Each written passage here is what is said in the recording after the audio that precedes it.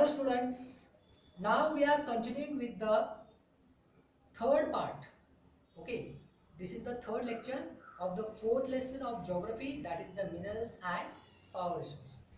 In the last part, we have learnt about the distribution of minerals in the world.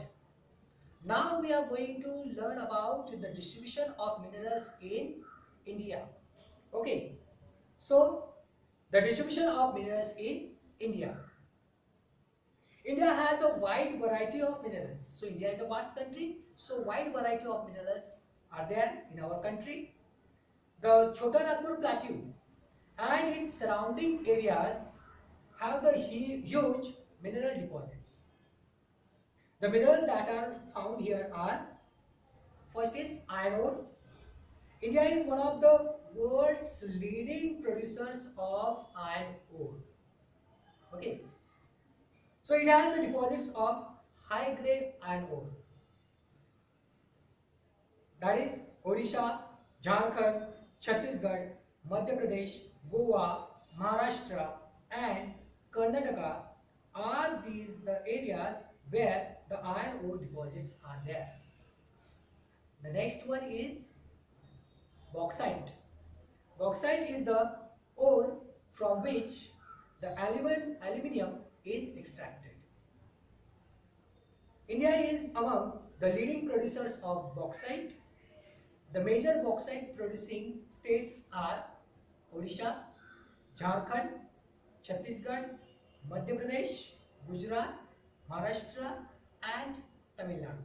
So these are the states where the bauxite depositions are there. Then the mica. India is the largest producer and the exporter of mica in the world. So we are in a leading position about the mica. Mica is mainly used in the electrical goods industries. Okay, so electrical goods industries where the mica is mainly used. It is mainly found in Bihar, Jharkhand, Rajasthan, Telangana and Andhra Pradesh. So here the map it is provided in your textbook, that is the India distribution of minerals. So just go through this and you will easily get to know about the areas where these minerals are distributed. Then the next is a manganese. India is a leading producer of manganese also. Its manganese deposits are in Maharashtra, Madhya Pradesh, Odisha, Chhattisgarh, Karnataka and Telangana. The next is limestone. Limestone is found in Bihar, Odisha, Jharkhand, Chhattisgarh, Madhya Pradesh, Rajasthan, Gujarat and Tamil Nadu. So these are the major limestone producing states in our country. So it is used in iron and steel and cement industry. Okay, so limestone is mostly used in iron and steel industry and also it is used in cement industry as well. Then the next is the copper. India has inadequate deposits of copper. Inadequate means what? Not so sufficient. Okay, so copper is in a limited and has to import this metal to meet its requirement. So we have to import the copper from the other countries. Copper is mainly produced in Rajasthan, Jharkhand, Madhya Pradesh, Karnataka and Andhra Pradesh. The next is gold. India has very limited reserves of gold, due to which the annual production is low. So like the copper, the gold is also in a limited. So Kolar in Karnataka and has the gold deposits, but because of the deep mines, mining is very expensive here. So as the deposition of the gold ore is very deep and so the mining is very expensive here. Then the last one is the salt. Salt is obtained from seas, lakes and rocks, which we know. So India is among the world's leading producer and exporters of salt.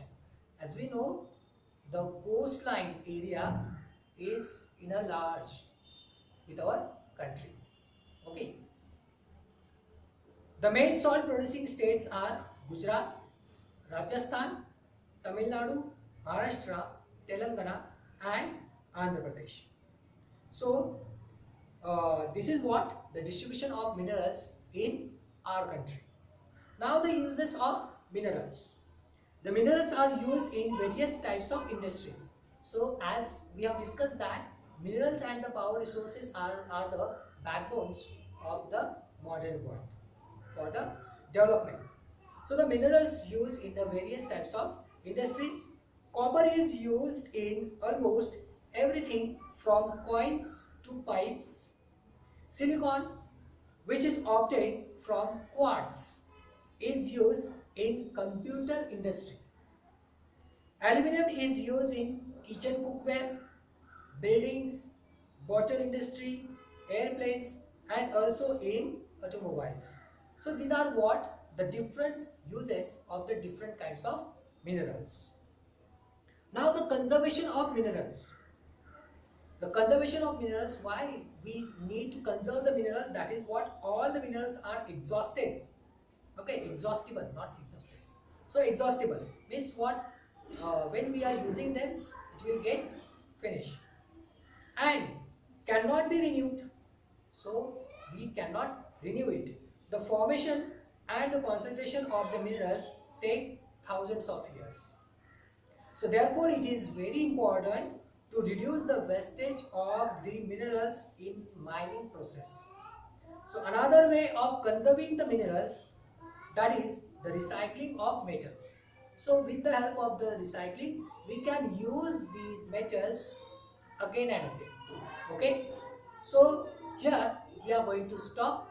The remaining part we'll see in the next. Thank you.